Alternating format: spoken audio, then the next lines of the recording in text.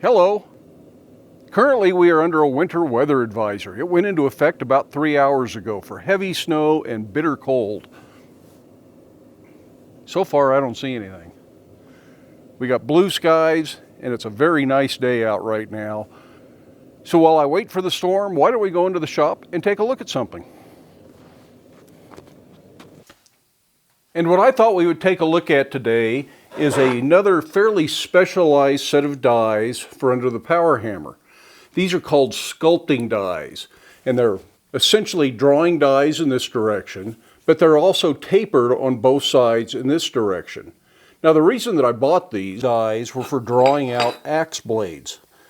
Because they're drawing dies this way, they do a great job of flaring an axe this way, and because they're tapered and don't come together here, they don't leave a bunch of chop marks in the edge of the blade this way. So they're really ideal for that. And while these are ideal for axe forging, today I thought I would actually do some sculpting, since they are called sculpting dies. Now, if you think about these, if you're right in the center, they're probably pretty good drawing dies. You should be able to draw something out very evenly. However, if you're just off a little bit, it's going to put more pinch on one side or the other, and that's going to draw it out more there and make it curve. So if you move over to the left a little bit, it'll be pinching more on the right side, and it'll curve left. And the same thing is true if you move it to the right, it's going to curve to the right. So I'm going to try and explore some different features of these dies. I'm going to try and just use them as drawing dies. Then I'm going to spread something out under the end here, so that it just flares, kind of like doing an axe. But then I want to explore that controlled curving by pinching and see what we end up with. And to do that, I've got a piece of 1.5" square bar. So what is that? Something like 38 millimeters, something like that. It's about 10 inches long. And I'm just going to see what I can do with it. This isn't a finished project. It's just going to be a thing. I have the sculpting die set up in the hammer, and I have the big piece of square bar hot in the forge. So the first thing I'm going to do is draw a square taper on one end of it, and I'm going to use just maybe 1 inch or 2 of bar to do that. And largely that's just so I can get a better pair of tongs on there, because I don't have as firm a grip on this as I would like. And I don't have 1.5 inch pair of V-bit tongs. So I'll real quickly get this set up so I can get a better grip on it and just taper that one end, see how it works just as drawing dies, and then we'll turn it around and we'll do some sculpting on the other end.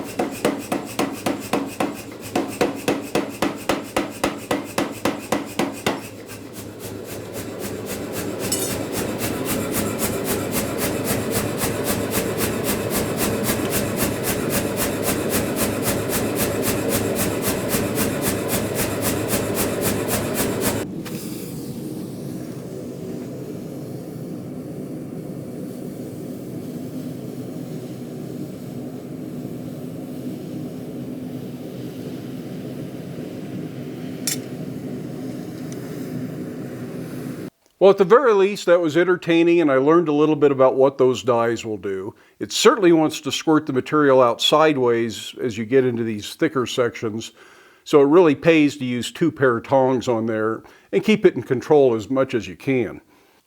Truthfully, the effect was not as dramatic as I thought it would be. I thought it would draw out these edges much more and really force a big curve into this, and it didn't really do that as much as I expected.